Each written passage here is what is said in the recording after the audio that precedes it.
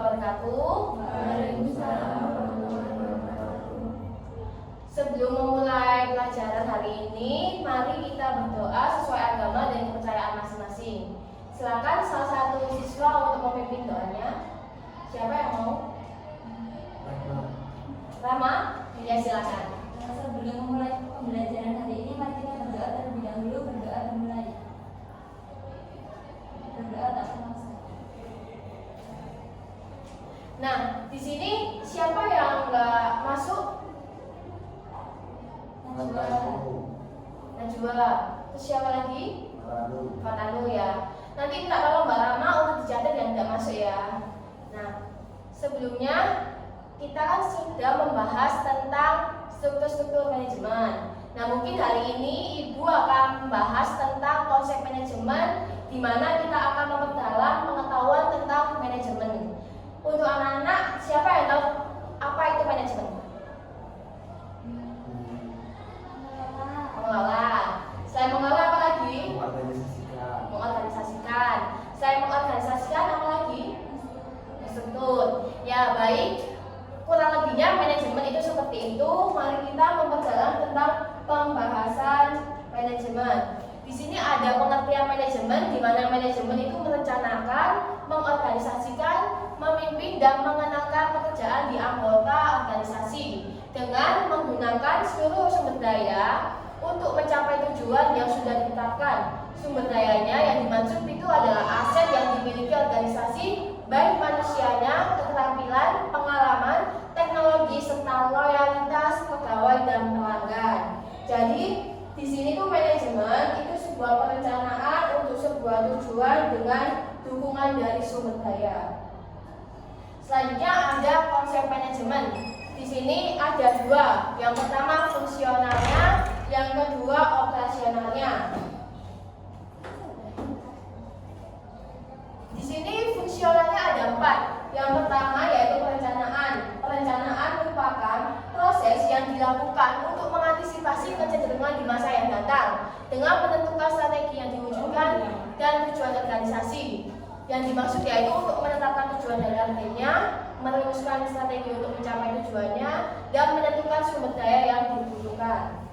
Selanjutnya yang kedua ada pengorganisasian. Di sini pengorganisasian itu yaitu pembagian job desk untuk struktur organisasi yang ditargetkan dengan sistem dan lingkungan organisasi yang kondusif untuk dapat memastikan bahwa semua pihak itu dalam organisasi dapat bekerja secara efisien.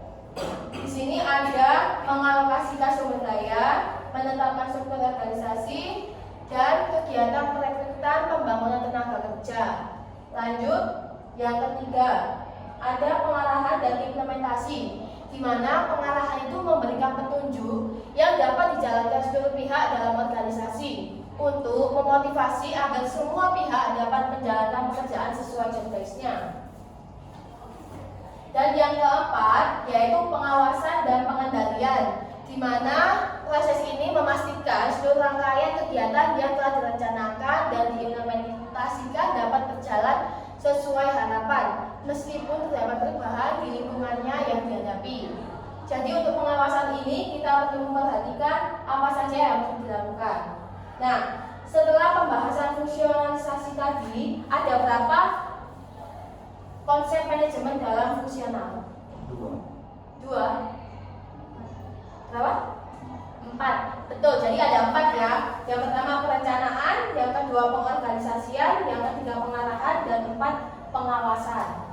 Selanjutnya ada konsep manajemen secara operasional, di mana di sini ada 5 pembahasan. Yang pertama, perencanaan manajemen sumber daya manusia. Artinya penerapan manajemen itu untuk memperoleh sumber daya manusia yang terbaik. Jadi kita itu mencari sumber daya manusia dengan kualitas yang dibutuhkan sesuai dengan konstan atau kebutuhan pekerjaan, seperti itu. Lanjut, yang kedua ada manajemen produksi. Di sini kita dapat memanajemen produksi atau manajemen kegiatan untuk menghasilkan suatu produk yang diinginkan konsumen dengan cara seefisien mungkin, mulai pilihan lokasi ataupun akhir dari hasil produksi tadi. Yang ketiga, manajemen pemasaran. Di sini manajemen pemasaran itu yaitu kegiatan manajemen yang berusaha mengidentifikasikan apa kebutuhan konsumen dan bagaimana cara memenuhi kebutuhan tadi. Yang keempat, manajemen keuangan, di mana manajemen keuangan itu bagaimana cara kita untuk memanajemen keuangan di dalam bisnis agar bisnis kita itu mendapat profit atau keuntungan. Nah, yang terakhir yaitu manajemen informasi, di mana di sini tuh memanajemen bagaimana informasi itu bisa kita dapatkan dan kita pelajari agar di masa yang akan mendatang atau masa panjang kita dapat memperbaiki dan mengembangkan bisnis yang kita miliki. Mungkin salah satu dari kalian dapat menjelaskan apa itu manajemen keuangan atau manajemen pemasaran atau informasi? Siapa yang bisa? Ada yang bisa? Manajemen keuangan. Ya, manajemen keuangan. Apa contohnya? Kalau manajemen keuangan mungkin bagaimana cara kita mengelola sesuatu keuangan dalam perusahaan maupun lembaga gitu. Terus kalau manajemen informasi. Kalau manajemen informasi mungkin bagaimana caranya kita itu mengelola ataupun merencanakan dari informasi yang udah ada itu kita terapkan ataupun untuk kita sampaikan. Nah, ya betul. Kurang lebihnya seperti itu. Memang kalau manajemen keuangan itu yang berbasis tentang keuangan untuk profitnya bisnis ya. Tapi kalau informasi itu tentang informasi yang kita dapatkan untuk mengembangkan bisnis kita ke depannya. Betul. Paham Tante Nana? Paham. Selanjutnya di sini ada fungsi manajemen. Fungsi manajemen itu ada 5 juga. Yang pertama dalam perencanaan, memiliki peran penting dalam memplanning. Manajemen berfungsi untuk memberikan arahan, koordinasi, dan pengendalian yang baik berdasarkan rencana sebelumnya yang telah diterapkan. Yang kedua, fungsi pengorganisasian. Di sini ada Henry Fayol yang menjelaskan bahwa pengorganisasian ini dilakukan dengan mengelola sumber daya yang ada yang baik dengan melakukan pengaturan agar rencana yang sudah dapat itu kita dapat menjalankan sesuai perkiraannya. Yang ketiga, fungsi koordinasi, di mana antar divisi atau sesama divisi itu membuat tujuan perusahaan menjadi lebih mudah tercapai. Koordinasinya dengan baik dilakukan dengan interaksi yang efektif kepada rekan kerja, bawahan ataupun atasan itu saling berkoordinasi agar mencapai tujuannya. Selanjutnya di sini yang keempat itu fungsi pengarahan, di mana pengarahan itu bertujuan untuk setiap kegiatan itu melibatkan banyak orang seperti organisasi atau perusahaan. Di mana di situ tuh ada briefing yang dilakukan di awal kegiatan agar kegiatannya itu dapat terkoordinasi dengan baik. Yang kelima terakhir yaitu fungsi pengendalian, untuk memantau proses berjalannya suatu kegiatan yang berguna untuk memastikan semua kegiatan ini itu dapat berjalan dengan baik. Dengan pengendalian ini, perusahaan akan menjadi lebih baik dan lebih berkembang. Jadi fungsi-fungsinya tadi itu ada 5 ya, terkait perencanaan, tentang organisasi, tentang pengawasan. Kurang lebihnya seperti itu. Yang terakhir ini tentang penjabaran proses manajemen,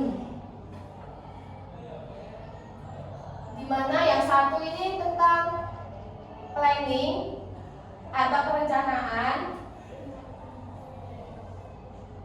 Nah, planning atau perencanaan ini di mana tugas seseorang itu mengidentifikasikan atau menyeleksi tujuan dan aksi yang dapat dilakukan untuk mencapai tujuan. Aksi planning ini bertujuan untuk mengembangkan strategi agar perusahaan itu dapat mencapai performa yang bagus. Di mana kita itu pasti akan membuat planning bagaimana agar perusahaan kita itu dapat mencapai tujuan apa yang kita butuhkan. Yang kedua, organizing, di mana mengorganisasikan itu adalah kegiatan yang menata sumber daya yang ada sehingga anggota organisasi itu dapat bekerja dengan tujuannya yang sama-sama. Jadi strukturnya itu sudah jelas dan job desk-nya itu sudah memiliki job desk masing-masing dan tugas masing-masing itu agar kerjaannya itu tidak bercampur-campur gitu. Lanjut, yang ketiga ada staffing, di mana proses manajemen staffing ini menentukan syarat rekrutmen, melakukan proses rekrutmen dan menyeleksi kandidat agar memberikan pelatihan dan pengembangan secara standar performa mengevaluasinya dan memberikan kompensasi pada karyawan. Di sini staffing itu tujuannya untuk menseleksi calon kandidat agar kita itu dapat memilih bagaimana kualitas sumber daya manusianya dalam perusahaan itu menjadi lebih baik lagi. Yang keempat, tentang leading, di mana leading itu kegiatan menetapkan tujuan yang beranggota organisasi dapat memahami tugas dan tanggung jawab mereka dalam mencapai tujuan organisasi. Dan yang terakhir yaitu controlling, di mana suatu manajemen itu melakukan evaluasi bagaimana baiknya perusahaan itu dapat mencapai tujuan mereka masing-masing. Nah, di sini ada 3 tingkatan manajerial, di mana yang pertama itu top level. Top level ini adalah tingkatan tertinggi di manajemen yang dipilih oleh perusahaan yang berperan untuk tujuan organisasi, merencanakan kebijakan dan strategi perusahaan, mengoptimalkan sumber daya perusahaan, serta menjadi citra dan penghubung perusahaan. Jadi top level ini menjadi tingkat paling tinggi di level manajemen. Yang kedua ada middle level, di mana tingkat yang ini tuh berada di tengah-tengah dan bertanggung jawab pada top manajemen yang berperan untuk memberikan laporan pengembangan operasional departemen ke tingkat atas pengelolaan dan mengupayakan pencapaian target departemen. Serta middle level ini bekerja untuk departemen lain untuk mengoperasionalkan perusahaan sehari-hari. Jadi middle level ini sebagai pengawas staff-staffnya, seperti itu. Lanjut, ada lower level management, di mana lower level management ini memberikan pengawasan serta arahan kepada pekerjaan dalam aktivitas operasional perusahaan. Selain itu, lower level ini berperan memecahkan masalah teknis, menyediakan lingkungan kerja bagi karyawan, serta memotivasi kinerja tim. Di mana lower level ini seperti staff itu, jadi memberi motivasi sesama rekan kerjanya. Jadi untuk tingkatan manajemen tadi itu ada 3 ya, dimana yang pertama itu top level, yang kedua itu middle level, dan yang ketiga itu lower level. Mungkin bisa disebutkan lagi untuk Mbak Asma apa saja? Yang pertama apa? Top level, Yang kedua? mid level, Yang ketiga? lower level. Betul. Mungkin Mbak Anida juga bisa disebutkan lagi apa artinya dari top level itu? Gak tahu. Lainnya mungkin tahu top level itu apa? Tertinggi di manajemen. Tingkat tertinggi di manajemen. Betul. Nah, yang terakhir Ibu akan membahas tentang keahlian manajerial, di mana di sini tuh ada 7. Yang pertama, kemampuan komunikasi dan sikap yang baik. Jadi di dalam manajemen itu kita membutuhkan komunikasi yang baik. Contohnya mungkin dari public speakingnya, kan dalam kita memanajemen itu pastinya kita akan menjelaskan sesuatu untuk tujuannya. Jadi butuh skill yang perlu dikembangkan dalam komunikasi untuk memanajemen. Yang kedua yaitu kemampuan interpersonal, di mana kita butuh kemampuan ini untuk mengembangkan diri kita agar dapat memiliki pikiran yang positif dalam mengembangkan manajemen. Dan yang ketiga, kemampuan mentorship, di mana kita harus memiliki kemampuan mentorship untuk memberikan pengetahuan kepada rekan-rekan ataupun staf-staf. Yang keempat ada kemampuan mengorganisasikan, di mana kita harus memiliki skill ini agar kita itu dapat mengatur, dapat menata perusahaan kita itu dapat berjalan dengan baik. Yang kelima, mengambil keputusan yang baik dan memecahkan masalah. Tentunya sebagai manajerial kita pastinya kan dapat memilih antara yang baik dan yang buruk ya. Tentunya kalau kita sudah memilih yang baik, itu kita juga harus mengetahui konsekuensi apa yang kita dapatkan dan bagaimana cara memecahkan masalahnya. Dan yang keenam, sebagai manajerial kita harus memiliki kepekaan. Kepekaan itu sangat penting ya. Contohnya terhadap sesama. Kalau sesama membutuhkan apa, kita juga harus bisa menolongnya.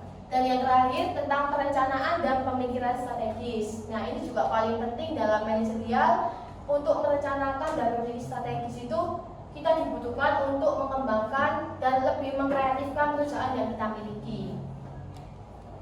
Jadi untuk kaliannya sudah paham ya ada berapa? 7. Betul. Yang tentang nomor 4 mungkin ada yang bisa menjelaskan kemampuan mengorganisasikan itu apa? Siapa yang bisa? Mungkin Mas Andika, Mas Andika? Kemampuan mengorganisasikan itu apa? Kalau dalam manajerial ya perlu mengorganisasikan dari mengorganisasikan anggotanya, mengorganisasikan dalam manajemen itu. Soalnya kalau nggak punya skill itu nanti kalau suatu perusahaannya itu nanti tidak berjalan dengan baik. Seperti itu ya, betul ya. Mungkin ada lagi yang bisa menjelaskan tentang kemampuan komunikasi yang baik. Siapa? Fatih, Bu. Fatih, ya silakan Mas Fatih. Yang mana, Bu? Yang kemampuan komunikasi yang baik. Kenapa manajemen itu harus memiliki kemampuan komunikasi yang baik? Ya karena kalau misalnya komunikasi tidak baik nanti bakal ada kayak miskomunikasi terus kayak salah arahan kayak gitu. Seperti itu ya. Betul, ini juga betul.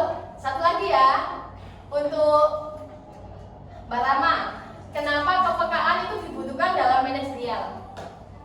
Jadi kalau kita nggak peka itu nanti semisal kalau ada orangnya yang malu untuk mengungkapkan, dan kita itu nggak tahu kan, Bingung. Ya, betul juga. Jadi saya rasa mungkin cukup paham ya kalian dalam materi tentang manajerial.